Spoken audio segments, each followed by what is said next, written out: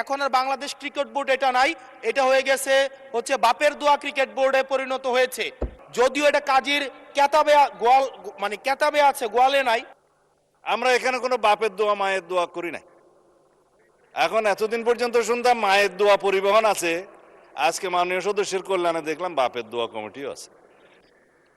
হাসনাত আব্দুল্লাহ, কুমিল্লা 4। আপনি আপত্তি ব্যাখ্যা করতে পারেন।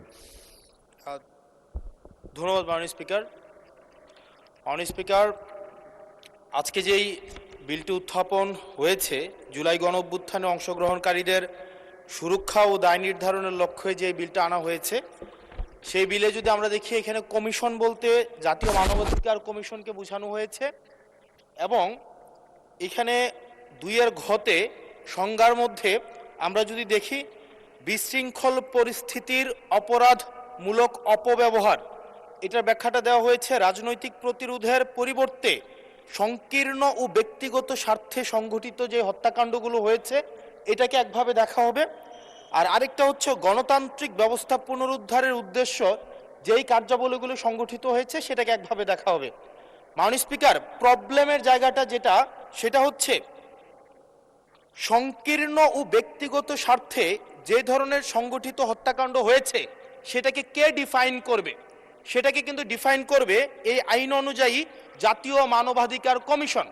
অর্থাৎ এই ইনডেমনিটিটা জাতীয় মানবাধিকার কমিশনের উপরে নির্ভর করবে। এবার এই জাতীয় মানবাধিকার কমিশনের যে অধ্যাদেশ, সেটা কিন্তু ইতিমধ্যে ল্যাপস করে দেওয়ার প্রস্তাব দেওয়া হয়েছে। এখন এই জাতীয় মানবাধিকার কমিশনটা, এটা যে 2009 সালের অনুযায়ী যদি চলে, তাহলে সেটা কিন্তু পুরোপুরি সরকার নিয়ন্ত্রিত একটা মানবাধিকার কমিশন। যেই মানবাধিকার কমিশন বিরোধী দল ও মতকে দমনের জন্য ব্যবহার করা হয়েছে, ভিকটিম ব্লেমিংয়ের জন্য ব্যবহার করা হয়েছে, যেই মানবাধিকার কমিশন গুম খুনের বৈধতা উৎপাদন করা হয়েছে। মাননীয় স্পিকার, এই মানবাধিকার কমিশনকে যদি আমরা মন্ত্রণালয়ের অধীনে রাখি এবং ওই মানবাধিকার কমিশনের মধ্য দিয়েই যদি আমরা জুলাই গণ অভ্যুত্থানের এই কার্যক্রমগুলোকে বিচারের এবং নিরীক্ষণের দায়িত্ব দেওয়া হয়, সেক্ষেত্রে এই নিরীক্ষণ কিন্তু প্রশ্নবিদ্ধ হবে। এছাড়াও আমরা যদি দেখি, সাংবিধানিক প্রতিষ্ঠানগুলোকে যেভাবে নগ্নভাবে দলীয়করণ করা হচ্ছে, ইতিমধ্যে বাংলাদেশ ব্যাংকে যেভাবে দখল করা হয়েছে, যেভাবে বিসিবিকে যেভাবে এখন আর বাংলাদেশ ক্রিকেট বোর্ড এটা নাই, এটা হয়ে গেছে হচ্ছে বাপের দোয়া ক্রিকেট বোর্ডে পরিণত হয়েছে, যেভাবে দখল করা হয়েছে বাপের দোয়া ক্রিকেট বোর্ড। এবং আমি যখন এই জায়গায় কথা বলছি, ঠিক এই মুহূর্তে 28 জন বিচারককে মাননীয় স্পিকার তাদেরকে শোকজ দেওয়া হয়েছে। তাদের ব্যক্তিগত তাদের চ্যাট গ্রুপে তারা হচ্ছে তাদের মতামত প্রকাশ করার কারণে বিচারকদের হচ্ছে মাননীয় স্পিকার শোকজ দেওয়া হয়েছে। এই বাস্তবতায় আমরা এই গণ অভ্যুত্থান পরবর্তী সময়ে যদি জাতীয় মানবাধিকার কমিশনকে একটা মন্ত্রণালয়ের অধীনে রাখি, স্বরাষ্ট্র মন্ত্রণালয়ের অধীনে রাখি, তাদের মাধ্যমে আমরা নিরপেক্ষ কোনো ধরনের অনুসন্ধান আমরা কতটা পাবো সেটা নিয়ে কিন্তু আমরা সন্দিহান।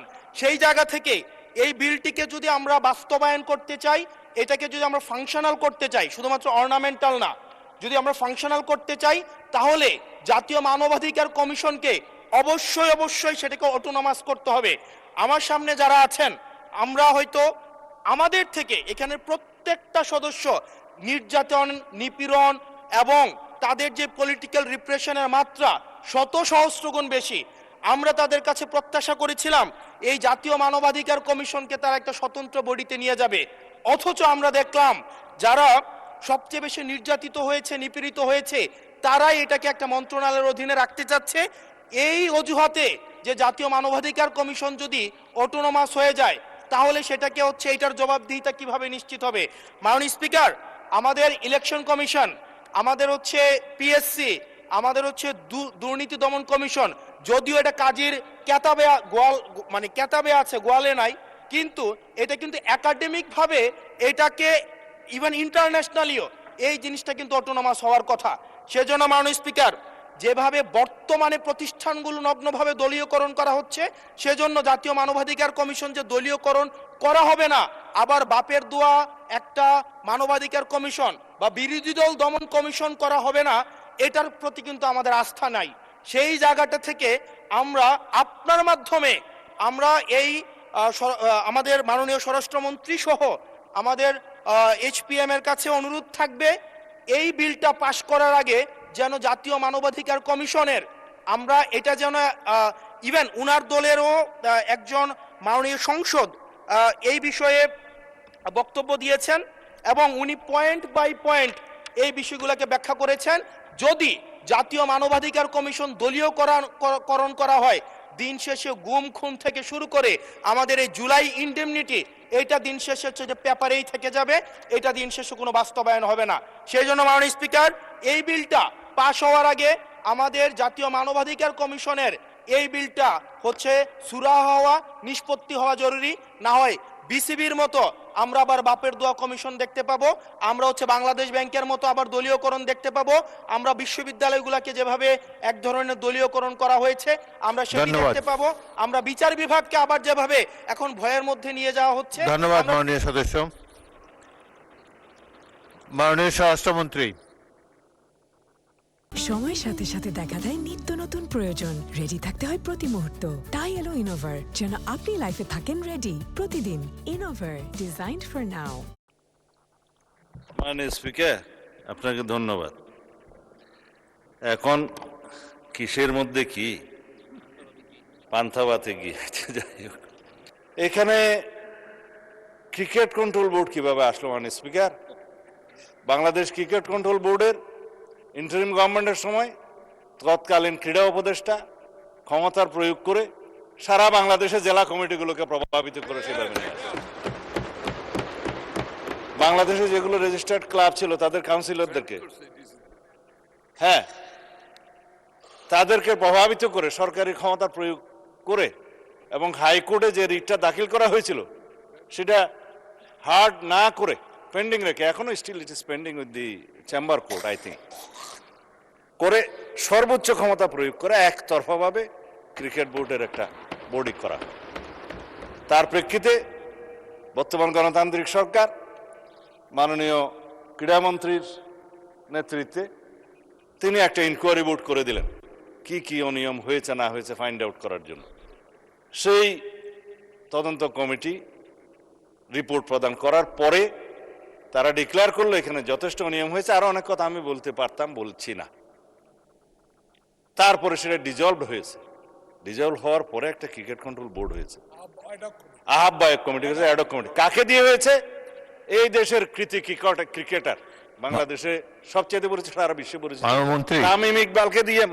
মাননীয় স্পিকার, আমি জানি আপনার সময় নষ্ট করছি, কিন্তু ফর রেকর্ড আপনি জুলাই অভ্যুত্থান সুরক্ষা এটার উপর বলেন। ক্রিকেট কন্ট্রোল বোর্ডের ক্রিকেট বোর্ডের অ্যাডক কমিটিটা করা হয়েছে। আমরা এখানে কোনো বাপের দোয়া মায়ের দোয়া করি নাই। এখন এতদিন পর্যন্ত শুনতাম মায়ের দোয়া পরিবহন আছে, আজকে মাননীয় সদস্যের কল্যাণে দেখলাম বাপের দোয়া কমিটিও আছে। যাই হোক, মানবাধিকার কমিশন নিয়ে উনি কথা বলেছেন, এটা বলতে হয়, জাতির কাছে কিন্তু ভুল রিপোর্ট যাচ্ছে মাননীয় স্পিকার। হ্যাঁ, 3 মাসের ভিতরে ক্রিকেট কন্ট্রোল বোর্ড ইলেকশন দেবে তারা বিধি মোতাবেক। মানবাধিকার কমিশন, মাননীয় স্পিকার, গুম কমিশন এবং আইসিটি অ্যাক্ট, 3টার মধ্যে ওভারল্যাপিং আছে। আইনমন্ত্রী পরিষ্কার করে কয়েকদিন আগে বলেছে, আমরা একটা স্বাধীন মানবাধিকার কমিশন করতে চাই যার সাথে মিল থাকবে গুম আইনের, যার সাথে মিল থাকবে আইসিটি আইনের। কারণ গুমের কারণে যে বিচারটা আইসিটি কোর্টে এখন করা হচ্ছে, আইনটা পরিবর্তন করে, যার সাজা যাবজ্জীবন এবং মৃত্যুদণ্ডও আছে খুব সম্ভবত। ইনভেস্টিগেটিং এজেন্সি তাদের আছে, প্রসিকিউশন টিম আছে, তদন্ত টিম আছে। তারা প্রসিকিউশন যখন একটা চার্জশিট দাখিল করে, ওরা বলা হয় ফ্রেমিং অফ দি চার্জের আগে ফর্মাল চার্জ দাখিল করে। এই ফর্মাল চার্জ দাখিল করার পরে ইভেন সেই ইলেকশন করার জন্য আর উপযুক্ত থাকে না। এই শক্তিশালী আইনটার সাথে ম্যাচিং না করে আরো কম সাজার বিধান করে একটা টেম্পোরারি তদন্ত করার একটা দায়িত্ব মানবাধিকার কমিশনকে দিয়ে 1-1.5 বছর সময় বিনষ্ট হবে। তার চাইতে যিনি ভিকটিম, গুমের ভিকটিম, সরাসরি যদি আইসিটি অ্যাক্টে মামলা দায়ের করতে পারে, সেখানে তদন্ত হবে, তদন্তের জন্য আলাদা অর্গান আছে, প্রসিকিউশন টিম আছে, সেইটা ম্যাচিং না করে একটা গত ইন্টারিম গভর্নমেন্ট একটা, আমি বলবো, বালখিল্যপনা একটা আইন করে দিয়েছে এবং সেটার সাথে মানবাধিকার কমিশনের একটা সিমিলারিটিস থাকবে। স্ট্রং মানবাধিকার কমিশন আমরা করতে চাই। এখন যে মানবাধিকার কমিশনকে যে সমস্ত ক্ষমতা দেয়া হয়েছে তার সাথে স্টেক হোল্ডারদের আলাপ আলোচনা ছিল না, স্টেক হোল্ডারদের সাথে আলাপ আলোচনা করতে হবে। We have a hill tracts problem, বাংলাদেশে LGBTQ প্রবলেম আছে। আমাদের সামাজিক এবং অর্থনৈতিক এবং ধার্মিক সমস্ত কালচারকে মিলিয়ে তারপরে আমরা এই দেশের উপযোগী আন্তর্জাতিক মানসম্পন্ন ইনশাআল্লাহ মানবাধিকার কমিশন বিল আমরা এখানে আনবো, সেটা আমাদের কমিটমেন্ট। তার সাথে এগুলো বাধা দেওয়ার কিছু নেই। বিশ্ববিদ্যালয় এবং বাংলাদেশ ব্যাংক দখল কারা করেছিল মাননীয় স্পিকার ইন্টারিম গভর্নমেন্টের সময়, সেটা এই দেশের মানুষ জানে। বাংলাদেশ ব্যাংক কাদের নেতৃত্বে কিভাবে বাংলাদেশের অর্থনৈতিক নৈরাজ্য সৃষ্টি করেছে, আমরা মনে করেছিলাম বাংলাদেশের অর্থনীতিটা পুনরুদ্ধার করার জন্য তারা কাজ করবে, বিপরীত করেছে। আমরা এখন সাফার করছি। আর বিশ্ববিদ্যালয়, সমস্ত বিশ্ববিদ্যালয়ের ভাইস চ্যান্সেলর সহ অন্যান্যদেরকে কারা নিয়ন্ত্রণে নিয়েছিল মানুষ, এগুলো আমরা বলতে চাই না। এই ফ্যাসাদে আমরা যেতে চাই না। যাই হোক মাননীয় স্পিকার, আমি বিল উত্থাপন করতেছি যদি আপনি অনুমতি দেন। ধন্যবাদ মাননীয় স্পিকার।